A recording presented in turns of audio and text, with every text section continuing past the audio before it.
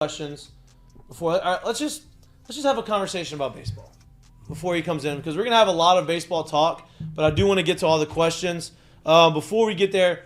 Real quick, Jay, your 1 minute synopsis of the weekend. Can't pitch it, can't win it. Do I need to say more? That's pretty good. It's pretty good, right? Hey, but seriously, like you got 2 strong starts. You got 2.5, really. Well, if you want to, 2 1/3. Yeah. But the third was what he expected because he wasn't supposed to be Right. extended anyway. But when we handed the ball over to the bullpen this weekend, it was easily just not very good. It was a disaster. Yeah, just wasn't good. Disaster. I don't think there's any other way to say it. I don't think there's any way to sugarcoat it. If you are going to pitch like that, I don't care how good your offense is, and I truly don't care how good of a start you get from the starters. Sooner or later, probably more sooner than later, you're going to lose games that you should win. You're going to give up 9-run leads. You're going to give up 20-plus earned runs in a weekend. That's what's going to happen. Coach, they were 1 run and 2 innings away from 10-run ruling them, and they lose the game on Sunday. Yeah. On Saturday, they were winning, and then it wasn't even close at the end of the game. So the bullpen is a serious concern. And you kind of saw both of them be 2 opposite problems. Like Saturday, they came in, if you want to say through strikes, however you want to say it, but they just gave up the butt. Like they literally 3 innings, 9 hits, I think maybe 9 runs or 9 earned runs, something crazy like that. And then on Sunday, we can't throw strikes. And then once you start walking guys and putting guys on base and getting behind in counts, then the hits start coming. So, right? And if there's any, I guess, glimmer of hope, right, is me. I'm gonna really say this, and I honestly mean it, and it's not just being the most like optimist you could be, but we do know how young that bullpen part of the staff is, correct? Right? If this is their, rough edges and their struggles and now they can get over the hump and go forward, good God, think you'd happen now. Mm-hmm. Right? Right. But that's the one thing you're hoping for, because you saw them before probably the last 2 weekends really, where you saw you saw a little bit of struggle, but they were still successful, right? And when you're still successful, I don't care really who you are. You don't really think you need to change shit. Right. So hopefully this is like a wake-up look in the mirror. Like, I don't care what you were doing before. Just go look at the numbers. It ain't good. Right. So let's figure out something else to do. And hopefully that's where it goes forward. And it's not over. It's not over. Like, they literally could go out there, win the series this weekend, and end up winning the West and winning the whole SEC, right? The other teams lost. They need a little help. They don't control their own destiny. But at the end of the day, you go out and win this series, and you go to the SEC tournament, you're going to be a top 8 national seed, and you're going to be able to host games here in Baton Rouge. That's the most important thing. Can I sidebar this? This is completely off of really what they did this weekend, but this kind of goes to the conversation that's been underlying the entire LSU baseball season. Right now, if you were choosing one to win you a game right now, like literally right now, and you had the number 1 pick, who you taking? Paul Skeens or Dylan Cruz? If this is the situation that your team's in. Feel what I'm saying? So, like, my point is if you're looking forward to the MLB draft, Dylan is, in my opinion, the best player that is in college baseball that plays every day right now. The decision's not that easy when you have that kind of arm on the mound. Yeah. And how quickly can he help you, and how much can he help you, and for how little money can he help you at the big league level every day? You don't find those often, right? Because if we don't have a Paul Skeens, there's a very good chance they got swept at home this weekend. Yeah. Right. Right. So, like, that's, when we go back to the conversation of, or whenever that conversation gets revisited again, that's how easy and that's how much I think it's very hard to sit here and say, let's just pass on the Skeens because Cruz is there. And that does nothing to diminish the talent and the ability and the performance that Dylan has put together in his 3 years here so far. Yeah. I agree. All right, let's get to these questions because we don't have that much time before Jamie comes on. We're going to get to the ones we don't get to. We're going to get to at the end of the show after. Yeah, continue to fill up the YouTube chat with them. We have some from... We have a ton from social media. A ton from Twitter, but I just want to, keep it rolling because of course. We're going to get to all of them. We're going to try to get to all of them, as many as we can get to. Roll them in. All right, so you want to start? How do we want to do this? Ask Mikey Mitch, brought to you by FCO Development. Brought to you by FCO Development. Are they in the document? Yeah, they're at the bottom. They are at the bottom. There is an Ask Mikey. Do you want me to read it? Yeah, you go ahead. I'm trying to get to the bottom. I'm grabbing the ones from YouTube right now. All right, first question. Do you think?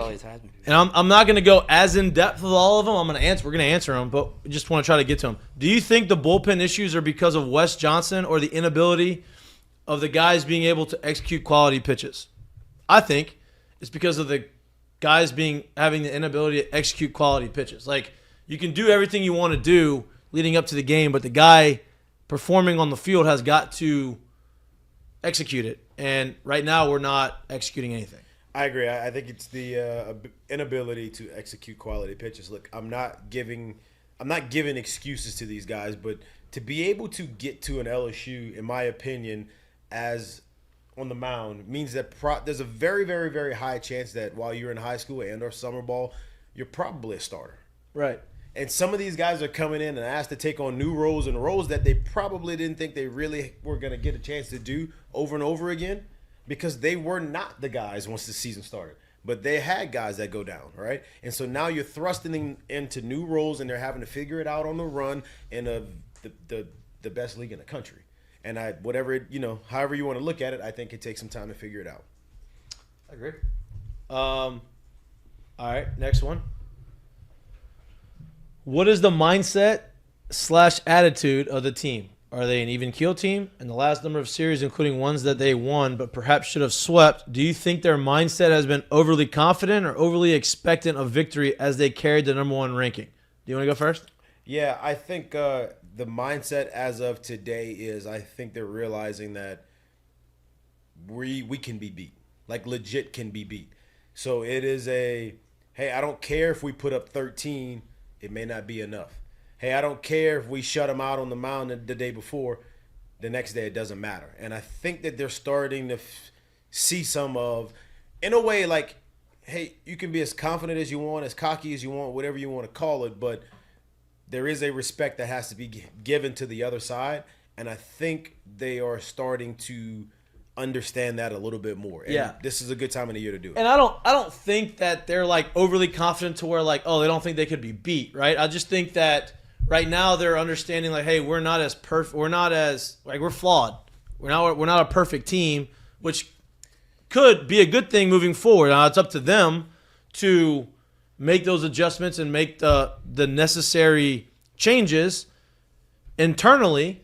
Right, because the coaching staff can only do so much. It's up to the players to make that decision and say, okay, we've got to be better. And let me reference this by saying this. When I say they know they can be beat now, is that if I flip this thing back, I remember when I go back to 2008 and we went on that ridiculous winning streak.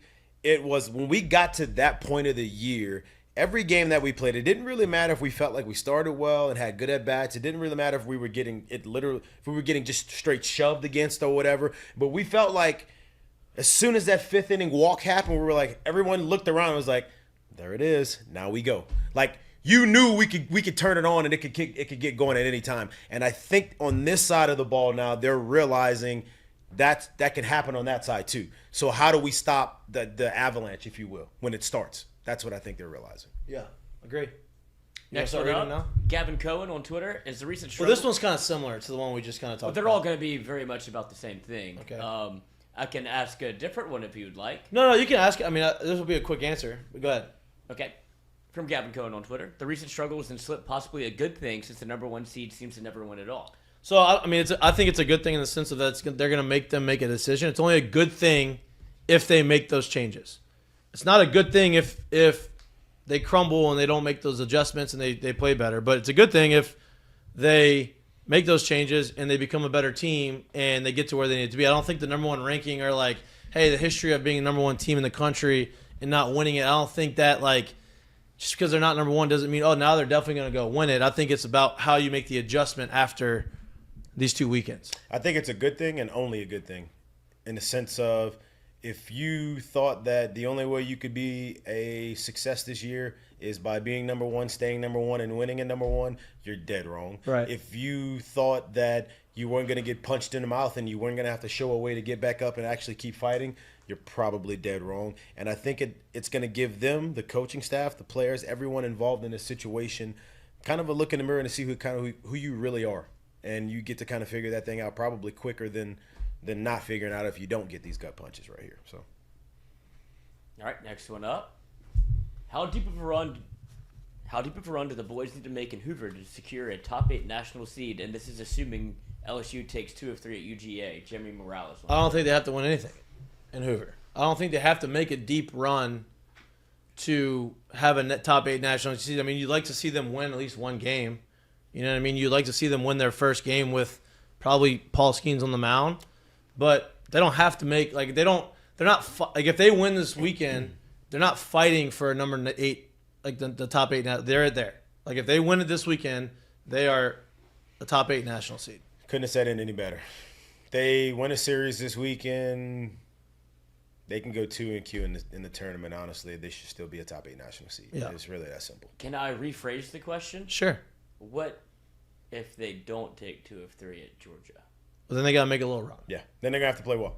They'd have to play. If they lose. And honestly, they'd have to win at least one in my book. But I would say if you gave them 2 ball games where they went 10-plus innings and they somehow lost both of those and they go 2-2 in the tournament still, but they had good performances, like, you know, just it was aesthetically good losses, if you will, right? I think there's still a chance. Yeah. But that's a Let's very not talk low. about losing. My point is that's a very low percentage thing anyway. Yeah. I think if they were not to win this weekend, they need to play well in the tournament. Yep. And kind of piggybacking off of that is another question that I think is relevant in terms of what we're talking about. Hold on. Okay, with 19 or 20, if 19-10 or 20-9, almost guaranteeing a top 8 seed if LSU wins the series this weekend, do you think that Skeens or Floyd should pitch in Hoover? Yes. Cannot mess. I mean, you have to keep them on a routine, right? On a rhythm. You have to keep them in their routine, keep them sharp for the regional, because you take them off of the mound for the first time all year, and you want these guys to hit the ground running the next weekend. Like that, baseball is very much of a rhythm game. Routine. Yeah, they got to throw. Why are you laughing? Just because, I mean, yeah, like they just have to throw. They have to throw. They just have to throw. Yeah. Shifting from defense to offense a little bit. Our first one from the YouTube chat. Do you agree with the decision to sit Jones and add Pearson Klings on Sunday? It seems like it's our best lineup from Chris H. You want to go? I do like adding one of those two. Sitting Jones, like as if like he's going to be the spot pinch at bat for the rest of the year, in my opinion, is not a great idea at all. I think there's way too much presence, way too much pop, way too much production at this point of the year too as well to say, oh, that guy doesn't deserve a spot. But I do love the thought process of, hey, in a way you're not really that safe. Keep singing for your supper, right, and keeping guys hungry. So I'm fine with it. I'm sure they've had conversation. I'm sure it's not really much headbutting and animosity going on in the clubhouse, and I think they'll find a way to move forward and be productive. I mean, listen, Jones is a freshman. He has 14 homers. Like, Jared's fine. He just sometimes you need to take a step back, and he's struggling a little bit, and he needed to find. Sometimes watching it from the sideline is the best learning experience, and so I agree with the decision. I don't think that he's going to be I don't think he's going to be out of the lineup the rest of the year, though. I think that he's going to have his times, and he's going to play, and he's going to still have some big hits in the postseason. Is he in the deal? All right, let's just start early so that we can have some other. We answer some of these other questions. It's a big Ask Mikey and Mitch day. Yes, we're gonna answer as many questions as we can. There's not going to be much conversation today outside of baseball. I know a lot of people are panicking. That's okay. That's what we're here for. We're here to help ease the panic.